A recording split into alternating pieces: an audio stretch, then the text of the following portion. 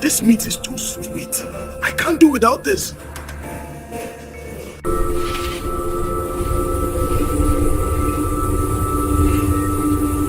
Oga, this one is how much? This one is $40. Is it the last? Yes, it's the last. Daniel had one rule, one unbreakable rule, that defined his life. He never ate cooked food. Not once, not even on a whim. Not pizza, not toast, not street food. Nothing that passed through heat. Everything he consumed was raw, fresh, straight from the butcher or market. It had been this way for years. Daniel didn't do it for fun or trendiness. It wasn't a diet or a health craze. It wasn't a rebellion. It was his entire sustenance. Every morning, Daniel left his apartment at 7:35 a.m., dressed in plain clothes, and walked 2 blocks to the metro. He worked as a data analyst in a glass office building downtown, a job he had kept for nearly 8 years. In the office, he was quiet, polite, and precise.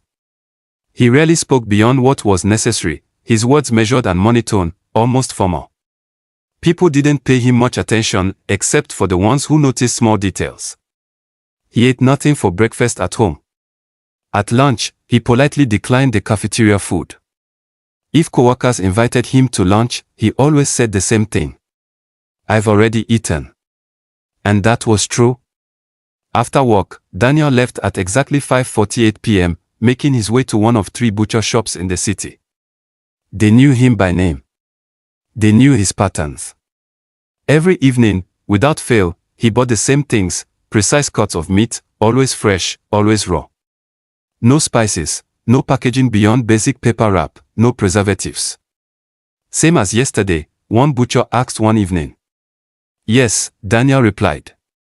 His voice was calm, neutral, carrying no warmth but also no hostility. The butcher glanced at him, then wrapped the meat quickly and handed it over. He had long stopped asking questions. Daniel moved through the city almost like a shadow. People noticed him, of course. The office secretary commented on his gaunt appearance.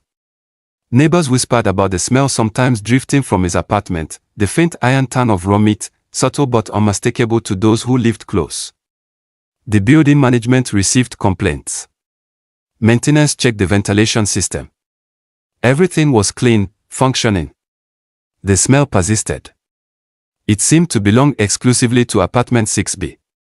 Children passing by the corridor occasionally pressed their noses against the glass of his door, curious about what lay beyond. Daniel would notice them. He would open his eyes slowly, stare, and then retreat behind his door, shutting the world out. When the building manager eventually inspected Daniel's apartment after several complaints, what he found was unusual. There was no stove in use. No microwave beyond its boxed, factory-new appearance. No pots, no pans, no cooking utensils. The refrigerator contained neatly stacked containers of fresh meat. Nothing else. No vegetables, no condiments, no bread. Daniel never refused visitors, but he didn't invite anyone. The apartment was clean, almost sterile. The table in the middle of the room was where he ate, or, more accurately, where he prepared his meals. Always raw. Always measured. Always alone. Evenings in the city were alive with smell and sound, but Daniel existed apart from it. He did not join the crowds at street stalls. He did not attend late-night parties. He did not eat the fried food that sizzled outside his window. He existed in silence, in the cold glow of apartment lights, the hum of his refrigerator as his only companion. It wasn't immediately obvious that Daniel's life was taking a toll on him. But subtle changes became noticeable over time. His coworkers remarked on how pale he had become. His hands trembled slightly when typing. His hair lost some of its natural shine. "I'm fine," Daniel said whenever anyone asked. He wasn't. His body, had adapted to raw meat exclusively, but not without cost. Energy levels fluctuated. His immune system weakened. Small infections lingered longer than they should. Bruises that would have faded in days lingered for weeks. Yet he continued. Every morning, every evening, the routine repeated itself like clockwork. city life has a way of noticing anomalies. People are busy, distracted, but there are always those who pay attention.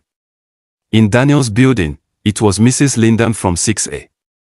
A retired nurse, she had lived next door for 15 years and prided herself on knowing her neighbors better than they knew themselves.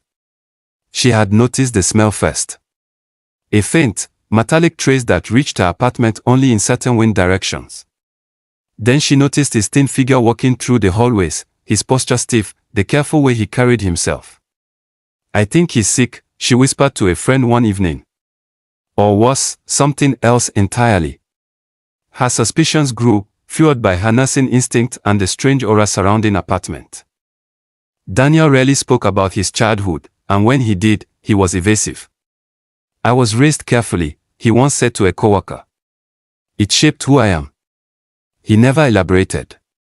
What no one knew, what few guessed, was that Daniel had been taught from a young age that cooking destroyed the strength in food. His father believed that heat weakened the essence of meat. Raw, fresh, uncooked meat was pure and powerful. It had started as habit. Then it had become compulsion. By the time Daniel understood that the practice was dangerous, his body could no longer tolerate cooked food. Eating anything else made him violently ill. And so he lived in the city, surrounded by thousands of people, yet entirely alone. As weeks passed, whispers among neighbors grew louder. People speculated.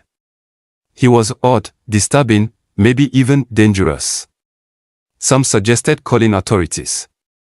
Others hesitated, unsure if it was their business. Meanwhile, Daniel's health quietly deteriorated. His steps became slower. His skin paler. Tremors more frequent. But he never deviated from his routine. Every morning and evening, the butcher visits, the containers stacked in neat rows on his table, the refrigerator humming. He seemed almost mechanical. A man bound by habit, by compulsion, by a secret that the city around him couldn't guess. And yet, for all his precision, for all his careful solitude, Daniel's secret was not safe forever. Daniel's life in the city had always been precise, quiet, and secretive. He ate nothing but raw meat, meticulously portioned, and avoided human contact beyond what was necessary. But over the years, his obsession had begun to change him in ways the city could not predict. At first, it was subtle. His skin grew paler, his eyes sunken, almost hollow. His hands shook, his movements jerky, his teeth a little sharper than usual. No doctor could explain why he refused all cooked food, and he avoided hospitals. Then the sickness started. It began with a fever, low at first, then rising so fast it burned through his body. His mind grew foggy, confused. Neighbors noticed strange noises from apartment 6B, guttural groans, scraping against walls, frantic pacing in the middle of the night. The metallic smell of raw meat intensified, but now it was mixed with something foul, decay, rot, something unnatural. Daniel began changing. He no longer spoke. His movements became aggressive, animalistic. His eyes glowed faintly in the dark. When someone came too close in the hallway, he snapped, lunging forward with a guttural scream. The building was terrified. Lights flickered, children cried, neighbors locked themselves inside. Maintenance was called, but no one dared enter Daniel's apartment. By the third night, Daniel was no longer human. He staggered through his apartment, gnashing his teeth, skin gray and clammy, hair matted, drooling a dark liquid. He attacked anything that moved, including the walls and furniture, driven by a hunger no one could understand. Finally, the fever and infection consumed him completely. Neighbors reported hearing a terrible scream before silence fell. When authorities forced the door open the next morning, they found him collapsed on the floor, lifeless, his body twisted and cold. The fridge was empty, all the raw meat gone, smeared across the walls. A lab analysis later confirmed the impossible. A virulent, unknown pathogen had infected him, likely from years of consuming raw meat exclusively. It had mutated in his body, attacking his nervous system and turning him into a zombie-like state before killing him. Daniel was gone. Apartment 6B was sealed. The smell lingered for weeks. Neighbors whispered about the horror that had lived among them, a man driven to madness and death by his obsession. In the city that never slept, one apartment held a secret too terrifying to repeat.